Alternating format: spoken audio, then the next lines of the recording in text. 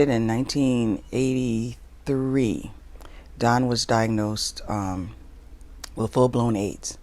So he had 3 months to 6 months to live. And he lived with AIDS for 20 years. He passed March 22nd. I need to learn about my husband's disease so I can keep him alive, because when they told him he had 3 months to 6 months to live, I wasn't accepting that, because we go to a higher power. That's the doctor there to tell us what we need. When Don got diagnosed, we weren't even in church. We were in the street. We were doing crack. We were smoking crack. We were drinking. We were smoking weed. We were doing all kinds of things. We found the Lord together.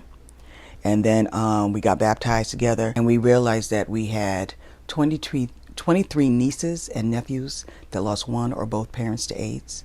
And we had 16 family members that was living with AIDS, and Don was the eldest. And so Don decided that the buck stops here. And so what we wanted to do is to save the rest of our family.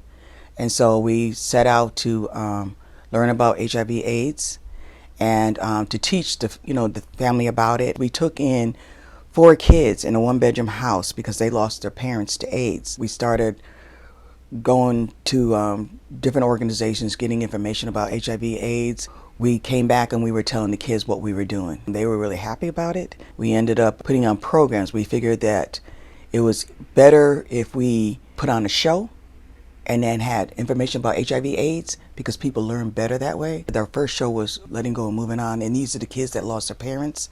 And it was really emotional because, we had kids that were singing and they would break down in the middle of the song because they were thinking about their parents and stuff like that. But we wanted to show the devastation that could happen in a family, because we always think about Africa or India or Asia, where they have a high percentage of people living with AIDS, but nobody thinks about their backyard.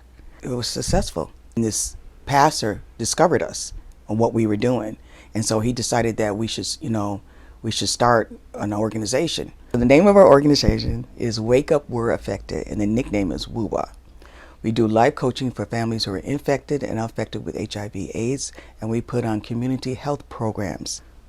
When WUWA got started, we got kicked out of a couple of churches because Don had AIDS. And so that's what made us really get into the fight, because instead of us leaving the church, we ran to the church. We stuck in there. We wanted our faces to be in there so they will understand that we're not going anywhere. We have 8,819 people who are living with AIDS in the state of Minnesota. This is in your backyard. I believe Jesus will be working with people with HIV/AIDS because he worked with the least of these. What my walk is to walk like Christ. My pastor tells me that I have a church without walls, because I see a bigger picture. We're supposed to go get them, bring them in, grow them up, and send them out. You can't wait for people to fall into the church. You have to go get them, and so I walk like Jesus. With Here's Life, I got involved, I think about 4 years ago. My pastor wanted me to go to one of the dinners that they were having to see, because she wasn't able to make it. So Don and I showed up, and when we sat there, when we looked at all what what Here's Life did, we were so impressed, because they had the same heart that we had. With WUWA, most of the money came out of our pockets. Like when it was time for kids to go to school, we would buy all the school supplies. We had little bags to set up with papers and pens and all that kind of stuff, and that's what we used to pass out. We would use our food stamps and make boxes, which Here Life has boxes of love. And so that's what we were doing, but the money was coming out of our pockets. So when we were sitting there, I was like hitting down. I was like, look at that, look at that.